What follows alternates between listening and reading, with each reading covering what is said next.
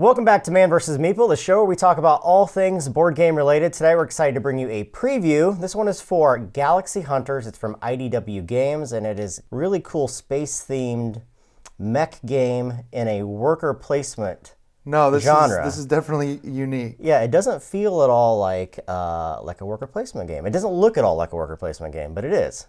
At its core, it is. It kind of feels like it borrows some 4X elements. Yeah, so I'm Jeremy. This is Ryan. As you know, we've replaced David permanently. No, he's down at a convention right now. Yeah, a game convention right now. So Ryan and I are going to bring you this preview. As we said, this is a worker placement game. This is a prototype version, although it looks pretty close to being done.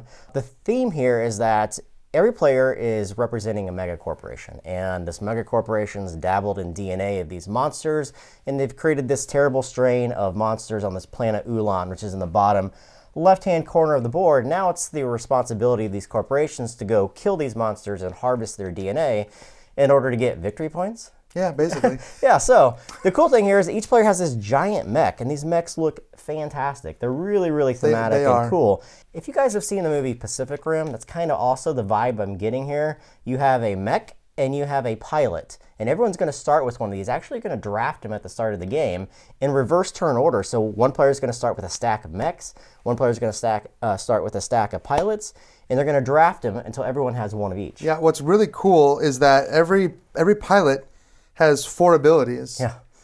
And when you're drafting your pilot first, you're kind of looking at these 4 abilities and you're deciding, which of these abilities synergize with the strategy I want to use. But each mech, once you draft that, only has check marks next to 2 of those 4 abilities. So you're only going to access 2 of these 4. So if you draft your pilot first, you better be prepared to use, because you don't know what mech you're going to end up with. You might not get the abilities you actually wanted.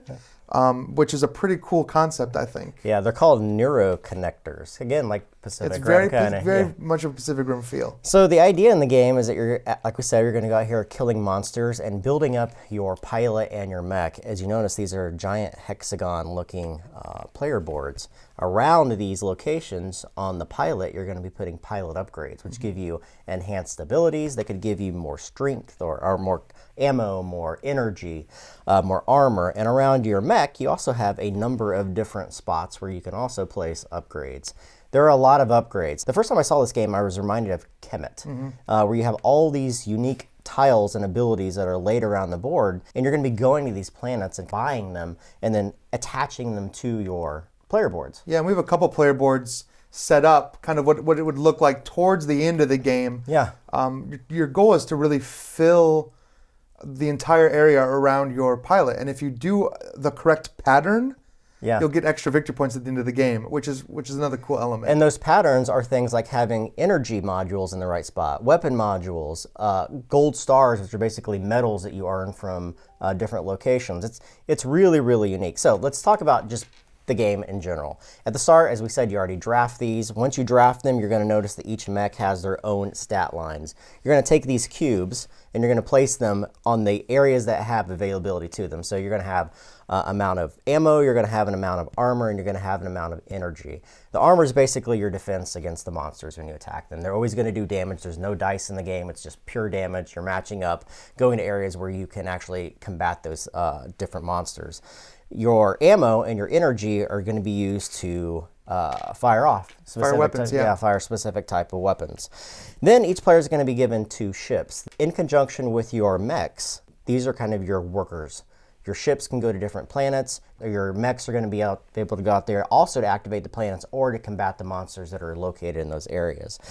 And then you're just going to start, and it's very simple to play. If you've played a worker placement game, you'll get it. You're taking your ship and choosing a planet, taking its rewards. Some of the planets come with penalties as well. Yeah.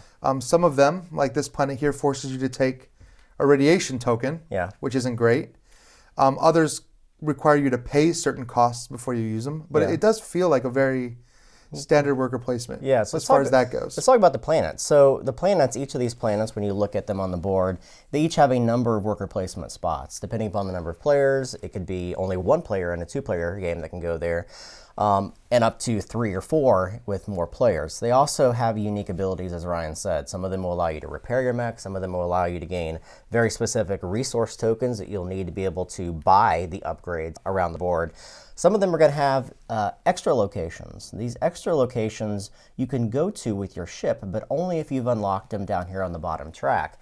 The way you are able to unlock that is by killing monsters. We'll get into that in a moment. So all these different locations do a variety of different things. However, you're also going to notice down here, the planet Ulan is where the monsters are kind of going to spawn from. These monsters themselves, they come in all different types of varieties. The main thing to know about these is that they are colored on the back side, and they drop DNA, which are your resources in order to complete missions within the game. Now, you're also going to notice red monsters as well. These are kind of the elite monsters in the game, and these will kind of sprawl out through the game as the game progresses. Yeah, we've got some examples here of what will happen as the monsters come out. They'll actually cover planets, which is what differentiates this, I think, from a lot of other worker placement games. Is if you let this get out of control, you're not going to have worker placement spots anymore. You can't use these planets at all once a monster's there. The only way to clear it is to take your mech, fight the monster, and free that ability. So let's also talk about some of the other components you see before we get into the actual turn structure. Around the board, as we said, each of these different locations, you're going to notice on the left and right hand side of the board, these are where the tiles are going to be located. You're going to use an X number of tiles depending upon the number of players in the game. These are all upgrades. Over here you have pilot upgrades, which are attached specifically to one planet, along with specialists. Specialists are either permanent abilities that you can have for the rest of the game, or they're one-time effects that will refresh at the end of a round. And over here you have missions. Each player is going to be dealt one of these missions at the start of the game. These missions are completed during your turn, and they all require a specific number of DNA that are attached to those in order to complete. You also have an opportunity to buy more of these missions through the course of the game. Typically, only one ship can go in each of these locations. However, any planet on the board can be occupied by the number of ship locations plus one mech. It doesn't have to be the same player's ship and mech. If you wish to attack, you simply go to one of the planets that has a monster or to the planet Ulan. Combat in this game is extremely simple. Yeah, but I like that it's not luck-based, personally. Right. So how it works is this. Each one of these different monsters has very specific stat line on it. You have its strength, and then you have the amount of armor that it has on it, the amount of life. The first thing that's always going to happen is that monster is going to do damage to you. It's just straight up damage. So this guy is going to do 6 damage to me. I look at my player board and I see how many of the blue cubes I can get rid of. You get rid of all the blue cubes that are available. So there's times when you can absorb 100% of the damage. If you can't absorb 100% of the damage, you're going to take what's called true damage in the game, which is a token. You place this on your player board, and there's absolutely no way to get rid of this at the end of the game. Nothing I've seen in it. I think we played through most of the cards and components and nothing. So you're just kind of stuck with that damage. Yeah, true damage is worth -3 victory points at the end of the game. Then you have the opportunity of firing back at that weapon, or back at that monster, trying to kill him, however much life he has. So this guy has 7. To do that, you're getting rid of energy and ammo according to the weapons that you have stacked around you. Each one of these weapons has a specific amount of damage that it does, and how much energy and ammo that it takes in order to kill them. If you kill them, you simply take that tile and you place it face up in front of you. These will give you rewards at the end of the maintenance phase. And you're typically just going to go around the board. One player plays a ship or a mech, and you're going to keep doing this until all the players have used all of their workers. Yeah. And I like that there's ways to manipulate your workers, to return them to your base, to take extra actions. It kind of has a little bit of that feel where you're trying to stretch out your turn. You want to be the last one to take your action, so nobody else can kind of mess with the monster you're trying to kill or anything like that. Yeah, it should be noted too that on your pilots, you also have 2 other worker placement spots. One of the spots simply allows you to repair your mech up to 4 of any combination of the armor, the ammo, and the energy. But on the bottom, it also allows you to recall your mech back to your player board. What that allows you to do is basically attack twice each turn if you have the capability of doing it, if you have enough ammo and if you have enough armor to absorb it. So you're going to do that until the round ends. Once the round ends, a couple things happen. Number 1, the players that have rewards are going to flip over these tiles and then take all the rewards for them. These are going to provide DNA depending upon the color of the monster. It's going to tell you exactly how many tiles to take, how many pink resource tokens to take, how much money you get, and then how far you get to move on this track down here. That track is used for three main purposes. One, it's going to determine turn order. The person that's furthest back will be the first player in the next round. Two, it'll give you victory points depending upon how high you climb on that track or how many monsters you're able to kill. And three, it's going to unlock a special location where you can go to even if there's enough players in those locations. So it allows you to kind of bump into those locations. And some of the upgrades that you can get are also tied to progression on this. Absolutely. So you're going to simply do all those things on the tile, and you're going to return it face up to the discard pile. And everyone's going to do that. Then, in turn order once again, everyone has the option of spending one of these pink resource tokens to buy any one of the face-up missions here. These missions, as we said, they can be completed on your turn. They're simply going to be laid face up in front of you so everyone can see which missions you're trying to complete. And then you're going to advance the round track. Now, the round track, you're going to play 9 rounds in this game, and there are certain rounds where monsters will invade planets. There's certain ones where you're going to have to pay for all the ships you have. There's certain locations on here which will also unlock a third ship for every player in the game. Yeah, it adds a little bit of a variable feel to every round. I like that it's not this. You don't pay for your ships every round.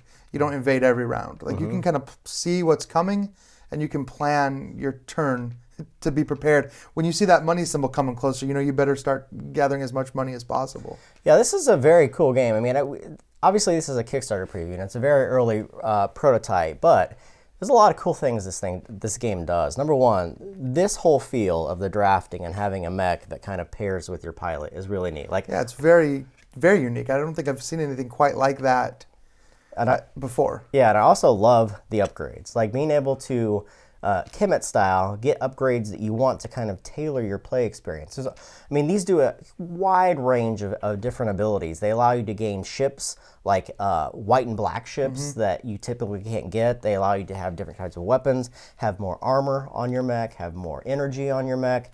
They allow you to access victory points for doing specific things within the game. They allow you to convert resources in the game.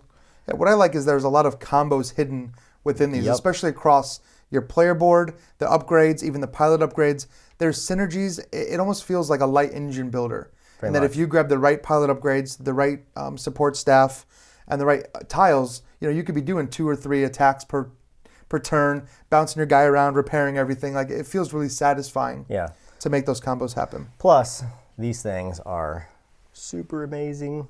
I pretty think awesome. People out there are really gonna go wild with these. I think I can't wait to see all the cool paint schemes that people come up with. Yep. So guys, this is Galaxy Hunters. It should be on Kickstarter right now. If you guys have any questions about it, make them in the comments below. Subscribe to us, follow us on Twitter, like us on Facebook, and everything else that we do, and catch us next time.